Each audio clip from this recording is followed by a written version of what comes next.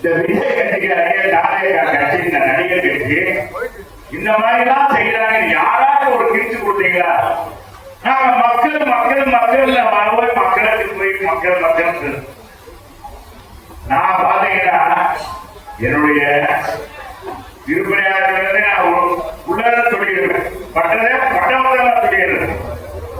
அப்படி இருக்கிற நானே இதர்சனமாக அது மாமன்ற உறுப்பினராக எதிர்கட்சி தலைவராக இருக்கும்போது சரி, சட்டமன்ற உறுப்பினராக அமைச்சராக இருக்கும்போது சரி, எதிர்கட்சி உறுப்பினராக இருக்கும்போது மதுரை மக்களுடைய நலனை பற்றி தான் பேசியிருக்கோம், மக்களோடு தான் பயணித்து இருக்கிறோம்.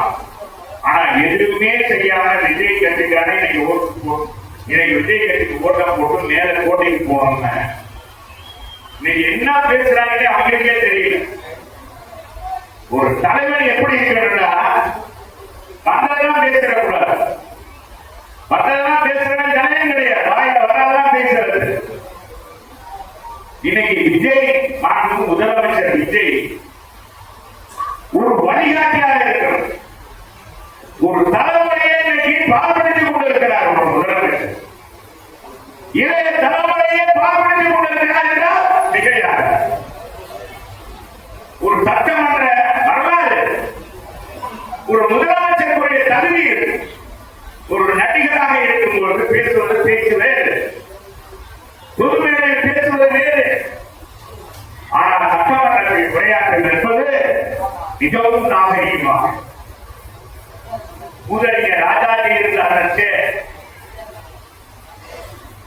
பெருந்தலைவர் காமராஜர் அமைந்த பக்கோற்றம் பேரறிஞர் பிறந்த அண்ணா, கலைஞர் கலைஞர், புரட்சி தலைவர் விஜயா, புரட்சி தலைவர் அம்மா, நம் புரட்சி தலைவர் எடப்பாடியார், தாடி, இந்த வரலாறுகளை எடுத்துக்கொள்ளுங்க. இந்த மாதிரி ஒரு பேச்சு யாராவது பேசியிருக்காங்க சட்டமன்றத்தில்? அந்த செய்தியை காமிக்கிறது என்னங்கிற சட்டமன்றமா சண்டக்கடாய் பதவி வரும்போது பணிவு வர வேண்டும், துணிவு வர வேண்டும். தலைவர் சொன்ன நீ தலைவர் உச்சரிக்க உனக்கு என்ன யோகியது இருக்கு? கடமை கண்ணியம் கட்டுப்பாடு என்று அண்ணா சொன்னார். மாற்றா தோற்றத்துக்கு மல்லிகைக்கு மனம் உண்டு என்று சொன்னார்.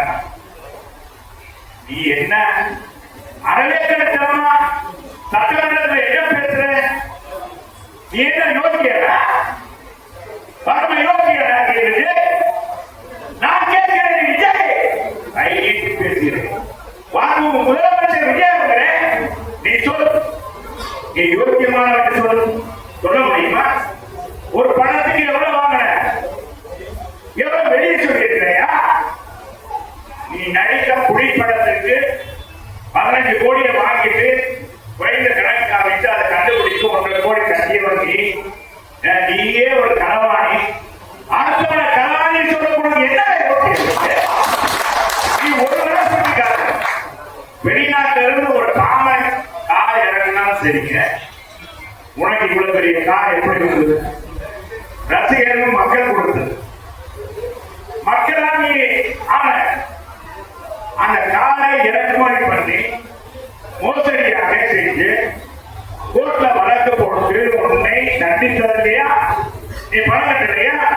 அப்ப நீ யோசிக்க பண்ணா சரி, நாளைக்கு 41 பேருக்கு அரசாங்க பதவியை தூக்கி கொடுத்திருக்கீங்க, வரவேற்கிறோம், கொடுங்க.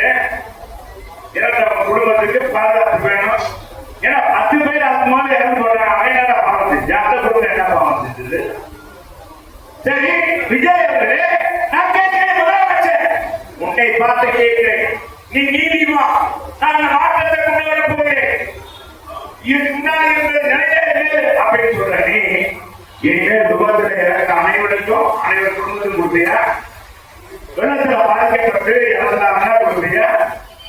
இல்ல விபத்துல யாராச்சும் வேண்டாம் பஸ் ஏதோ ராணி விபத்துல இறக்குறாங்க யாராச்சும் வேண்டி இறப்பாங்களா?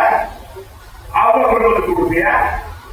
பின்னால என்ன இருக்குன்னு கூட தெரியாத அறவுட்டாத்தனா அறவேட்டாத்தனா செஞ்சுட்டு நீங்க எல்லாம் 2 பேருக்கு ஒண்ணு ஓடு ஓடு ஓடு நீதான் முதல்ல ஓடணும். நீதான் ஓடணும். அரசியல் விட்டு ஓடணும். ஓடுற காலம் வரும். ஓடுற காலம் வரும். அன்னைக்கு அதிமுக இருக்கும். இங்க இருந்து சில பேர் போயிருப்பான். போனவரை பற்றி கவலை இல்லை. இயக்கத்துக்கு பாடுபட்டுருவான். நான் அவருக்கெல்லாம் நேரம் எடுத்து கொடுக்கணும். அவர்களுக்கு நேரம் எடுத்து கொடுக்கணும். இந்த இயக்கத்தை பாடுபட்டிருப்பார்கள். கோகுல அவர்கள போயிருப்பாங்க. திரும்ப வரலாம். எனக்கு அவரை பற்றி கவலை இல்லை. செய்திகளை உடனுக்குடன் தெரிந்து கொள்ள கீழ்கண்ட கேபிள் மற்றும் டிடிஹெச் நெட்வொர்க்குகளில் எம் நாடு செய்தி தொலைக்காட்சியை காணுங்கள். பாதகம் செய்பவரை கண்டால் நாம் பயம் கொள்ளலாகாது பாப்பா. மோதி மிதித்துவிடு பாப்பா, அவர் முகத்தில் உமிழ்ந்துவிடு பாப்பா. அண்மை செய்திகளை உடனுக்குடன் தெரிந்து கொள்ள இணைந்திருங்கள் எம் நாடு தொலைக்காட்சியுடன்.